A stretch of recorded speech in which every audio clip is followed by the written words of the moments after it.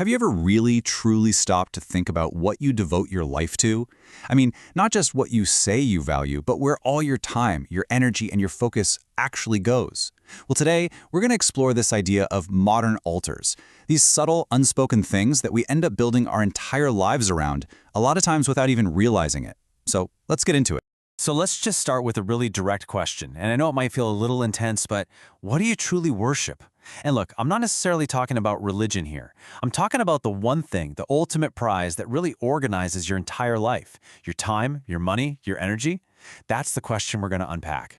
You see, the core idea we're digging into here is that for so many of us, our devotion has kind of been rerouted, subtly.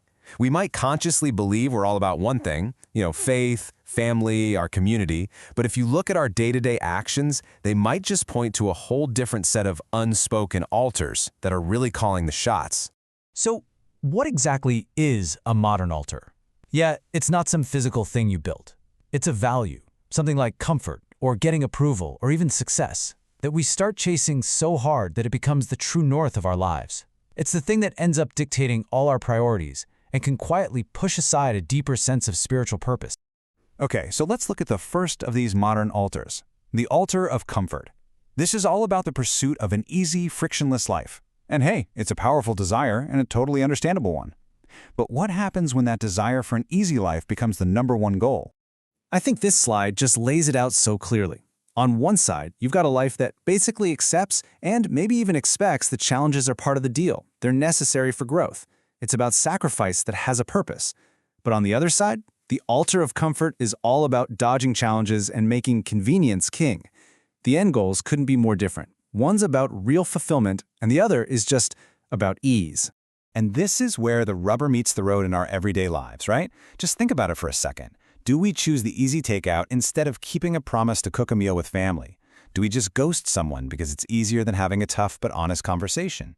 Now, these might feel like small, tiny choices, but they can be little breadcrumbs that lead back to a deeper value system, one that always prioritizes the path of least resistance. All right, on to our second altar, validation. Now, this one taps into a really deep, really human need for approval. But in our hyper-connected world, it's been cranked up to a whole new level. It's that nonstop quest to be seen, to be liked, to get that thumbs up from, well, pretty much everyone. And again, just look at this contrast. It's so powerful. A spiritually grounded life, that gives you an internal source of worth. It's stable, it's based on what you truly believe. But the pursuit of validation, man, that completely outsources your self-worth.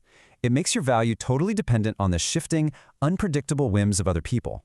And that forces you into the state of constant performance.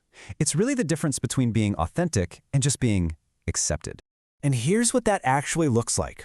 It's crafting that social media post, not to share what you believe, but to get the most possible engagement.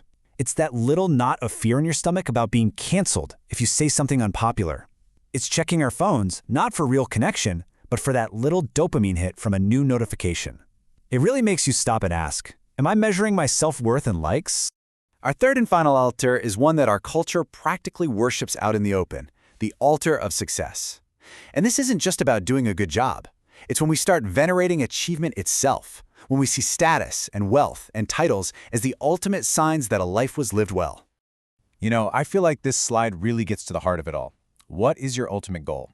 Is it driven by some internal sense of purpose, where success just means being true to your calling?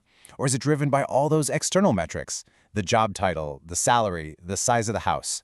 One is about creating a legacy of impact. The other, well, it's more about creating a legacy of assets. And what's so tricky here is that the signs of this are often praised in our society. I mean, just think about hustle culture, right? Where sacrificing your health and your relationships for a promotion is seen as a badge of honor. Or that automatic reflex to scroll through LinkedIn and compare your career to literally everyone else's. It's all rooted in this deep down belief that what you do for a living is who you are. In this quote from the source material, wow, it just hits the nail on the head. The whole point of looking at all this is to unmask these really subtle diversions, to start to see how these unspoken altars of comfort, validation, and success might just be pulling our devotion away from something deep. So, after all that, where does this leave us? Well, it brings us right back to a really fundamental question of allegiance. After taking a hard look at these modern altars, comfort, validation, and success, we kind of have to ask ourselves, where does my devotion truly lie? And look, it is so important to say this. The point of this whole conversation isn't about judgment. Not at all. It's really just an invitation to take a critical, but also a compassionate look at the forces that are truly steering your life, often in ways you don't even notice. So we end right where we began, but hopefully with a brand new lens to see through. What are your deepest allegiances? When you're really faced with a choice between comfort and commitment, between validation and authenticity, or between success and purpose, which way do you lean? That's the question to carry with you. Thanks so much for joining me for this explainer.